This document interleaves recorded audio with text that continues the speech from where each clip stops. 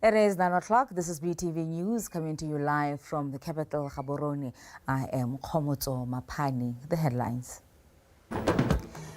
President Boko engages with leaders on the sidelines of the World Economic Forum. Government vows to refocus and redesign policies and projects in a bid to resuscitate the economy.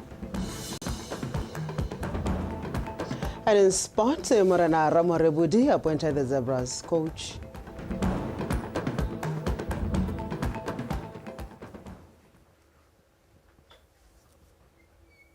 Interpreting in sign language is Amantle Babili. Good evening. Davos 2025 provided a unique opportunity through high-level sessions as well as on-the-margin engagements between President Advocate Duma Boko and various stakeholders. Botswana and South Africa exchanged greetings during a brief meeting of President Boko and South African President Cyril Ramaphosa. The countries' bilateral ties extend to various areas of shared development priorities. Botswana's second biggest trading partner, the EU, also rolled out a red carpet to Botswana through Commissioner for International Partnership, Yusuf Sikela, the former United Kingdom Prime Minister Tony Blair, through his Tony Blair Institute for Global Change, had a meet and greet with the president, providing a great opportunity to discuss issues around climate change, which Botswana and the world are working to mitigate as a matter of urgency. Prospective investors in the jewelry manufacturing space also took to seeking Botswana's nod to advance possible partnerships and mutual gain in mineral beneficiation space. On day 4 of the ongoing World Economic Forum in Davos, BTV News reporter Usidile Nkabezi gives us more on a bilateral meeting between President Advocate Duma Boko and Singapore's President Tharman Shanmugaratnam. Let's take a look.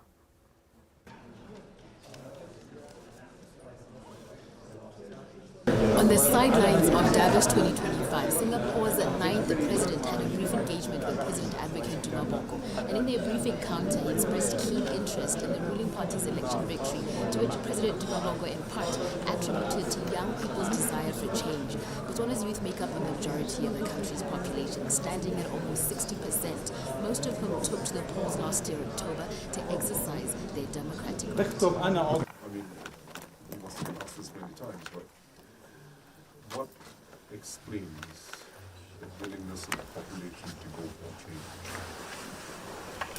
I think they felt that especially young, youthful members of the population felt that they were not well served. Botswana and Singapore have enjoyed fruitful relations founded upon shared priorities in mutual respect and cooperation, various areas such as digitization and trade spanning over 3 decades.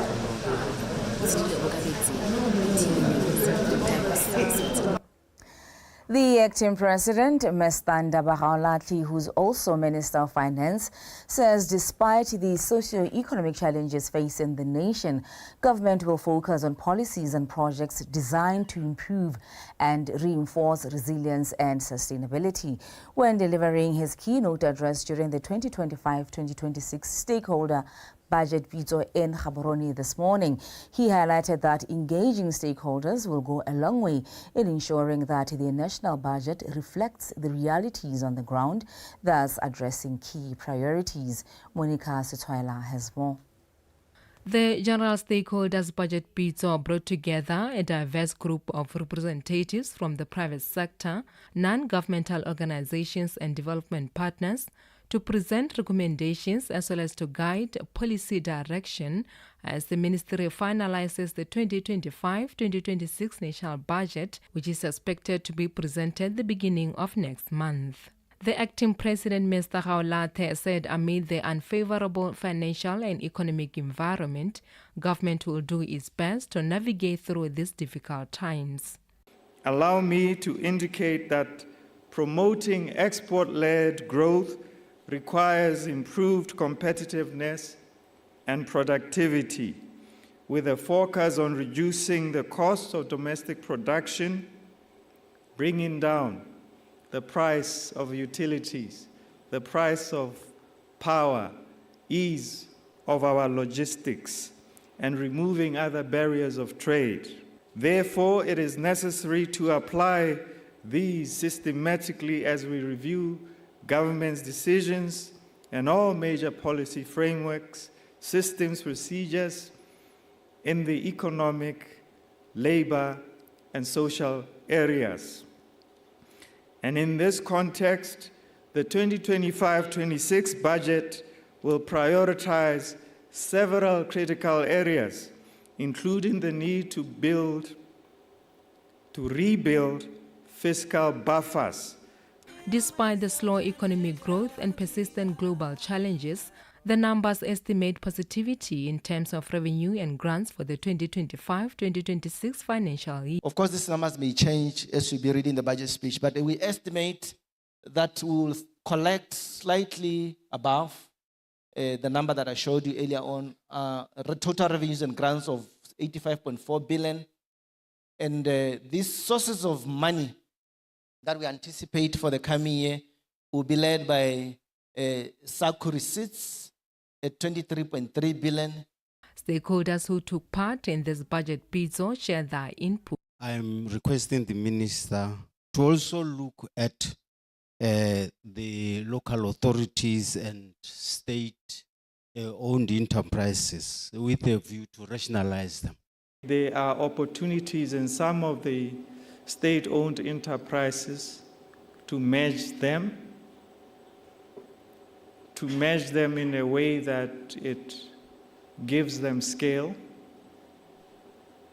which scale we hope will subsequently lead them to becoming global.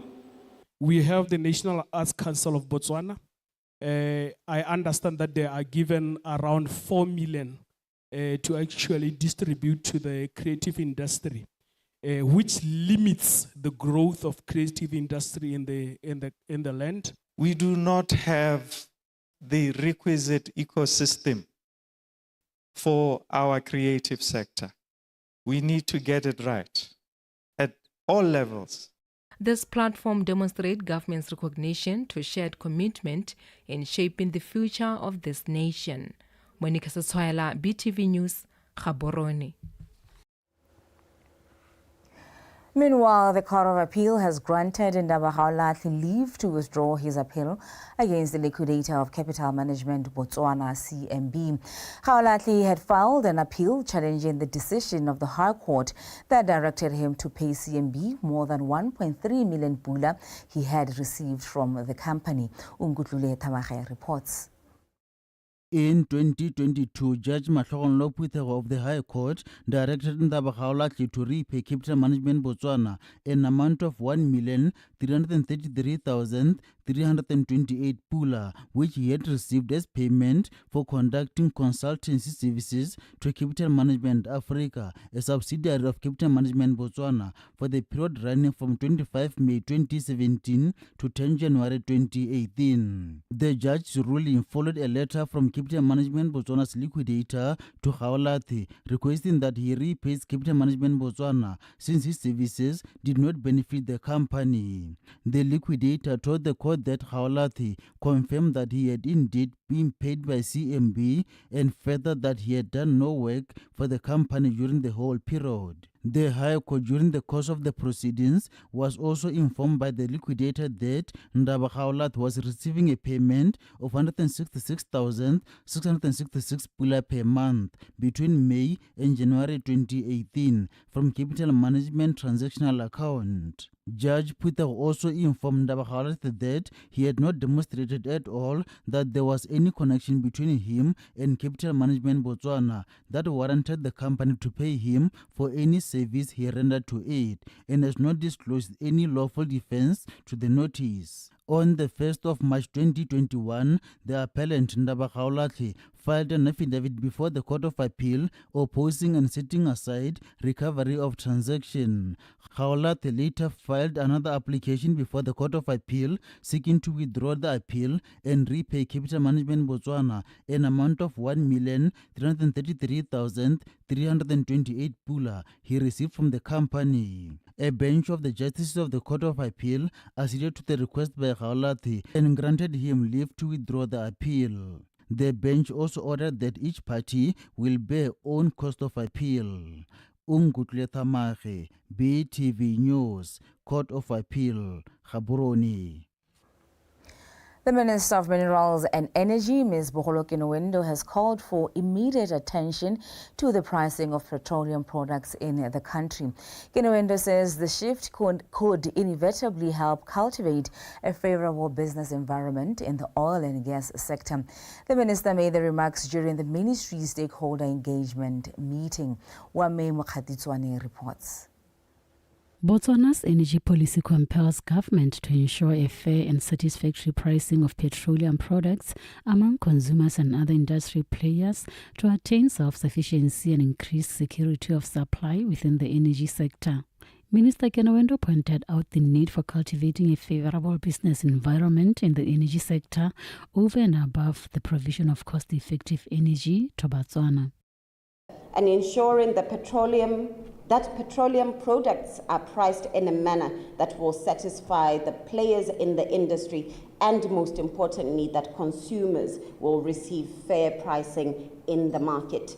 And pursuant of this, the sector endeavors to provide affordable, reliable, and adequate supply of energy, as well as to improve access and efficient use of energy resources.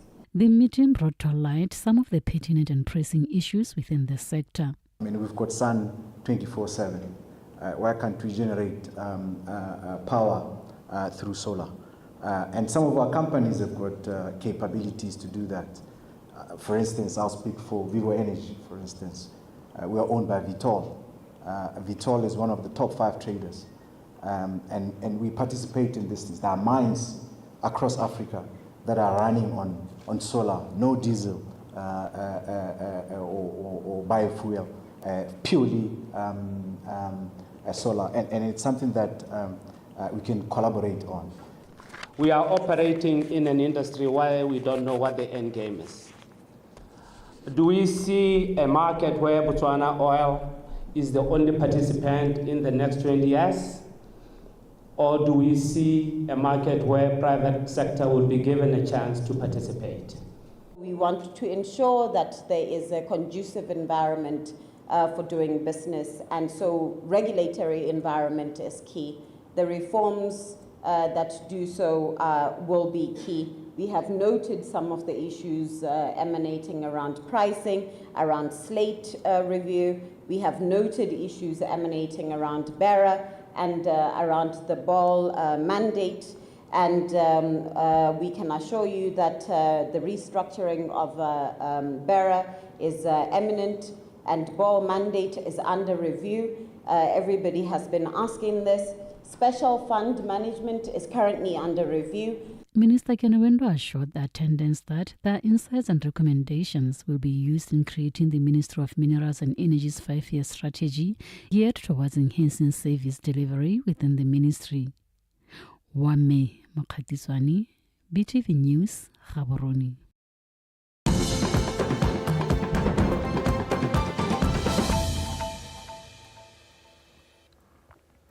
Thank you for staying with BTV News at 9 o'clock. The Member of Parliament for Nata Gweta, Mr. Lawrence Okedidze, has called on residents of Gweta to use the transition in government to build their constituency with the view to bring the necessary development and employment opportunities using abundant natural resources found in the area. Mr. Okedidze made an undertaking during a Khotla meeting that in his 5-year term he will ensure the community dairy farm is revived. Bethany Mando has more. This Khotla meeting marks Lawrence Okedidze's maiden address as the new MP for Nata Gweta in this village. His major concern is the delay in developmental projects. However, he is now optimistic that his desire to lead a growing constituency is paying off, evidence being the dream of the residents to resuscitate a dairy farm.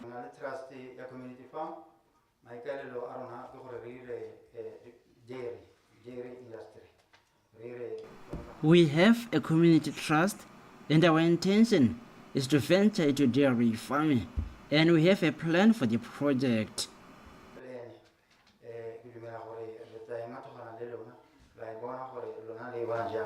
In the next 5 years, it's a priority. In the next 5 years, our priority is to kickstart your dairy farm project. We will use Constituency Development Fund for the project because Gweta is our priority and it has potential. This dairy farm or this dairy project, Constituency Development Fund, residents of Gweta relies on agriculture for livelihoods, and Mr. Wokedite informed them that plans are underway to mitigate human-wildlife conflict.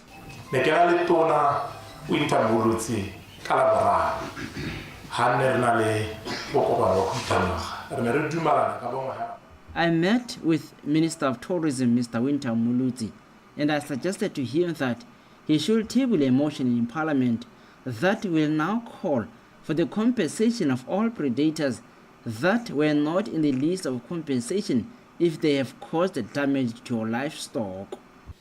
How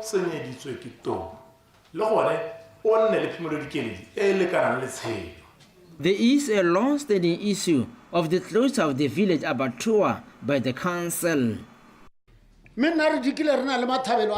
We have an abattoir, but council has closed it without valid reasons.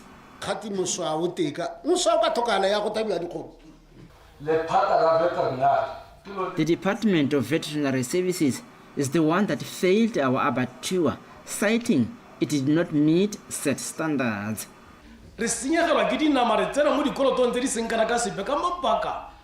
make losses and we are in debt because of the closure of the abattoir. If they have a problem with it, they must compare it to the privately owned to see which one is better.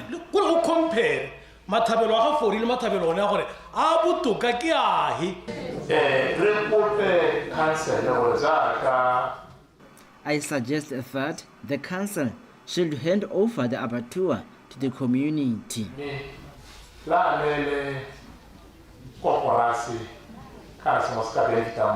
The Nata Gweta legislator also informed this gathering that even though the new administration is reviewing some projects awarded under development manager model, their road linking them with Nata is still on the pipeline, assuring them that he met with the contractor who has been advised to complete the project on time.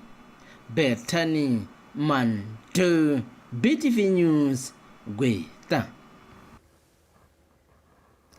Magistrate Hofaone Mureng has dismissed with costs an application in which Bako Sawawa had interdicted the burial of Oratile Sawawa.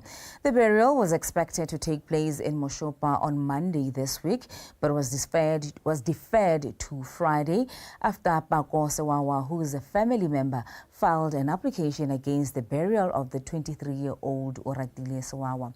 Mpo Keleboge reports.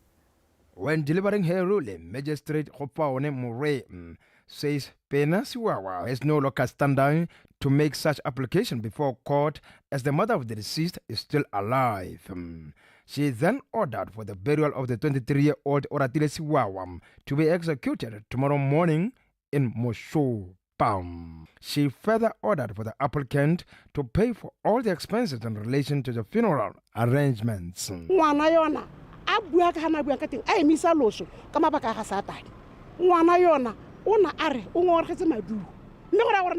Our own child was ungrateful. We are not happy with the manner in which you tried to handle this matter. We believe she was under the influence of the devil's spirit. ha le sepe se nna se dubana le batsala le ene khanyala ke gore tota ngwana yona o na tseleletswe ke ditimona la ga satane ga bona la ha le sepe senne ke satane ha le kena na batla gore go senyega ya ka go senyegile gompieko dikgomo di senyegile a wa nkutlwa ngwana wa le ke ngwana a rona ra mo rata le mo bogompieko jana ra go wa mo rata mme gompieko go siame khote le yone ngwana o le o ipone molato a ba botsa gore ke boela ko morago mme ga re mo tshwepo ke ngwana a rona go ntse hela jalo la botlhano ra hitla ngwana ke ra gore a kalogela ba gaetso a me ka moswa ra hitla ka la botlhano mme ke dilo tsa ga satane ngwana o le rona o tseneletswe ke satane ga gona la le sepe khaitse di a keo malomeo ga na la ga ile molato la ga ile selabe sepe go tlhe mo ke maka ke heditse ba gaetso. The family of the deceased was represented by Attorney Lesedi Solokam of Legal Aid Botswana. Mpo Kelebo Botswana Television, Gaborone.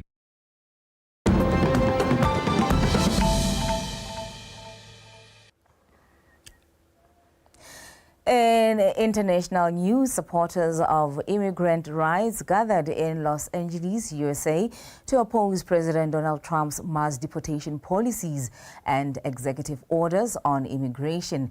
The organizers held a bilingual vigil and public meeting offering legal advice and support to immigrants. As soon as he took office, President Trump ended the right to land and reverse Biden-era immigration policies, prioritizing the deportation of all undocumented people. With tighter restrictions on asylum and refugees, Trump also declared a state of emergency at the borders. Meanwhile, Panama has complained to the United Nations over U.S. President Trump's threat to seize the Panama Canal. Trump, in his inaugural address on Monday, repeated his complaint that China was effectively operating the Panama Canal through its growing presence around the waterway, which the United States handed over at the end of 1999. In a letter to UN Secretary General Antonio Guterres, the government in Panama City referred to an article of the United Nations Charter precluding any member from the threat or use of force against the territorial integrity or political independence of another. The message distributed to reporters Tuesday urges Guterres to refer the matter to the United Nations Security Council without asking for a meeting to be convened.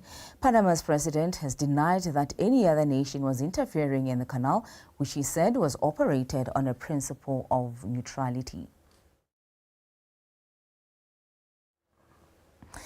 And Tabaran Sebetala is standing by to give you the news and sport.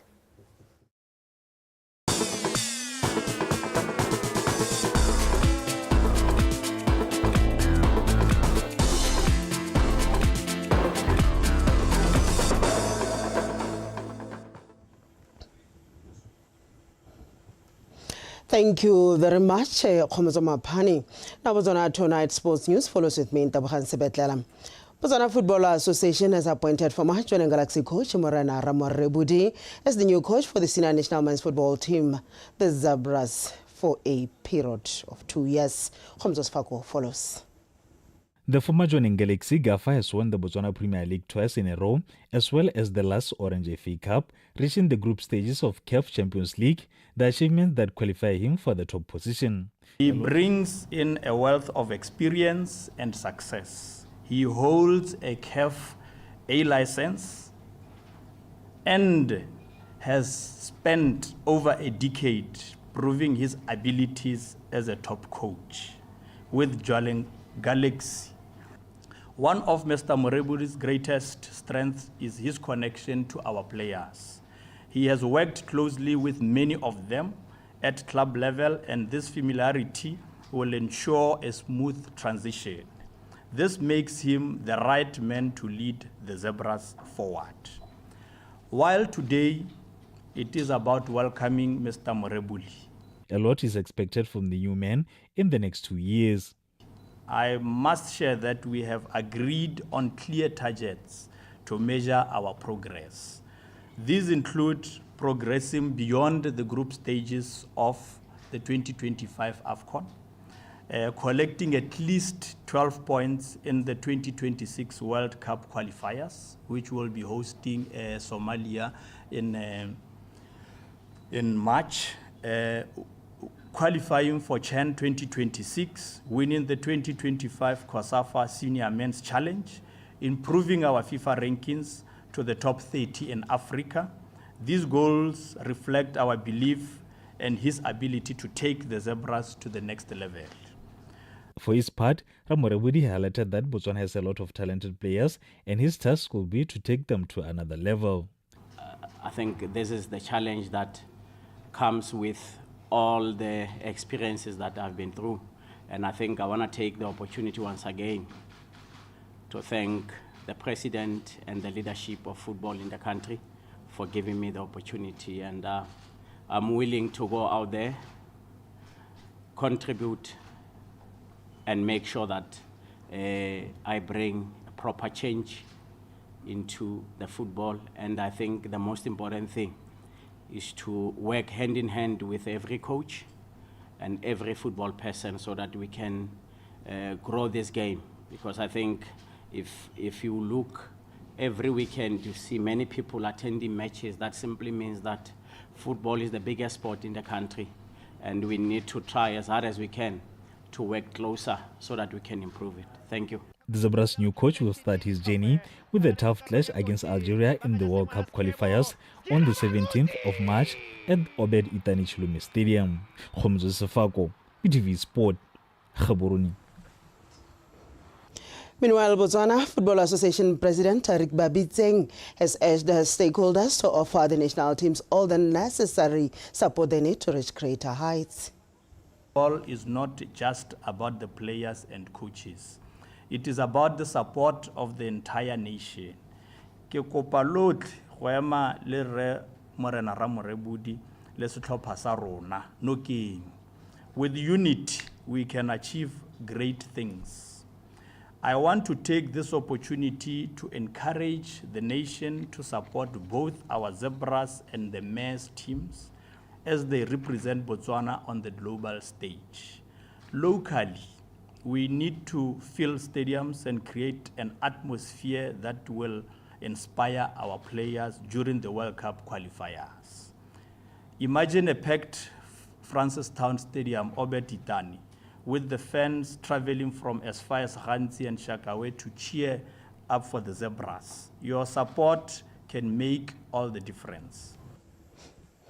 And now, the National Anti-Doping Coordinating Office, NADCO, has released the 2025 list of prohibited performance-enhancing substances. In an interview with BTV Sport in Tabuhan Kubamang, a representative from NADCO said there are new additions to the list of prohibited performance-enhancing substances, mostly involving the use of steroids found in supplements. Paco Strike has the full story.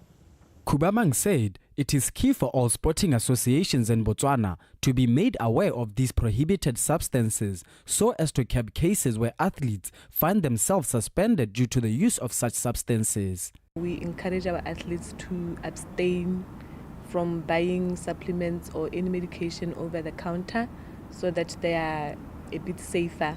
They need to consult with their sport nutritionists or pharmacists or team doctors if they have any, so that they get proper prescription to avoid those positive results. Other than imparting knowledge on associations and athletes, Kubamang said as the association, they work tirelessly to ensure that their facilitators are up to date with any new developments on prohibited substances and knowledge regarding the subject of anti-doping, as they continuously host facilitators courses to stay on par with the ever-changing landscape. We have trained educators who are volunteers for the office. They have been trained by World Anti-Doping Agency in conjunction with South African Institute for Drug-Free Sport and also the Regional Anti-Doping Organization. So we usually have annual refresher courses for them because they changes. They need to be aware of these changes so that they give proper information and updated. So we do have a group of trained educators mo Botswana. One of the association's goals this year is to host a boot camp with stakeholders from different sporting codes in order to empower them with knowledge that they can share with their athletes. This, she said, will help in curbing cases of the use of prohibited performance-enhancing substances in sports. Can have all our sporting associations in one room, one place, so that they appreciate anti-doping, from testing to education to prohibited substances to everything, to their responsibilities, their rights as the support personnel or as the sporting associations. So I think it's something that we are working on, to have that stakeholder relationship or that stakeholder engagement this year, so that it becomes quite easy for us as the office. Because if we have them educated, if we have them informed, then it's easy for the athlete This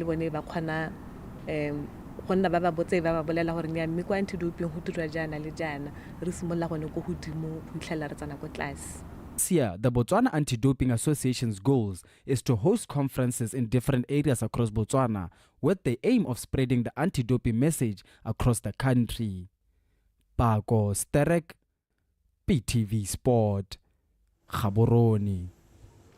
And now, and lastly, Sabotle FC, who are on their maiden season in the First Division North League, aim to continue with the impressive form they displayed in the first half of the season. The team head coach Unasin Tony says to make this a reality, the team has registered some key players during this transfer window who are expected to help the team maintain its position at the top of the log standings. Sofatso Malepa compiled the report.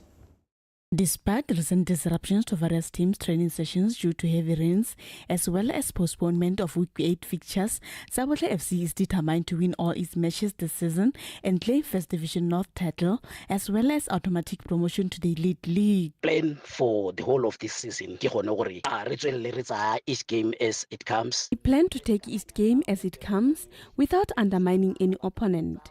We still have a long way to go in the league as we are still learning. This is our second season with the team, but our first playing in the First Division as a technical team. I believe what I see and our achievements so far, we will be able to maintain our position until the end of the season. With what we see, with what we have done so far, we will end the season up there. Sabotle FC is one of the few teams that have managed to register new players so far during the current transfer window. With the new signings, we had some 2 or 3 areas. We have signed some new players in areas we have identified as lacking, though I cannot disclose their names at the moment, but we have scouted for experienced players. I believe that through their experience, we will be able to bridge the gaps in the departments we have previously identified. Sabotle FC is set to face Motlakase FC on Saturday in a highly anticipated encounter scheduled for 4 p.m. at Palape Sports Complex. Segofatso Malepa, PTV Sport. Segofatso Malepa, bringing us to the end of our sports news this evening. Now back to Khomoso Mapani to remind us of our top leading stories. President Boko engages with other leaders on the sidelines of the World Economic Forum. Government vows to refocus and redesign policies and projects in a bid to resuscitate the economy. And in sports, Morana Ramo Rebudi appointed the Zebras coach.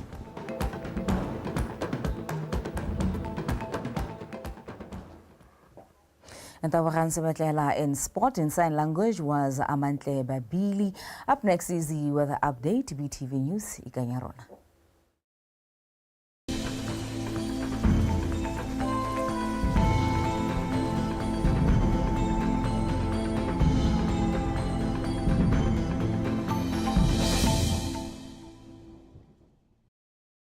Good evening, welcome to today's weather forecast. My name is Nell Atin. Before we look into tomorrow's weather forecast, let's just quickly look at some of the rainfall reports we had this morning.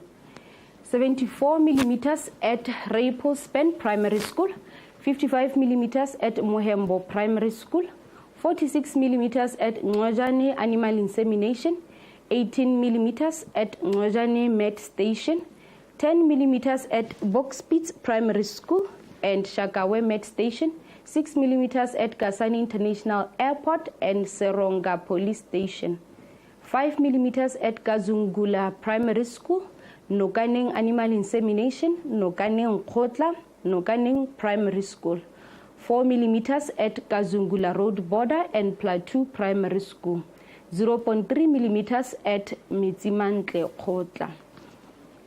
Looking at the current satellite picture, just a few patches of clouds are visible over most parts of the country. And tomorrow on Friday, partly cloudy conditions are expected countrywide with isolated thunder showers over Ngamiland and Chobe. We're also expecting fresh to strong winds over Kalahari. Therefore, the public is advised to take precaution. In the morning, temperatures will be hot over Kalahari of about 20 degrees Celsius. For the remaining districts, warm temperatures are anticipated ranging between 17 degrees Celsius at Letlhakane to about 19 degrees Celsius at Good Hope. In the afternoon, temperatures will be a little bit unpleasant over Kalahari, where we're expecting very hot temperatures of about 36 degrees Celsius at Veda to 38 degrees Celsius at Tsabong.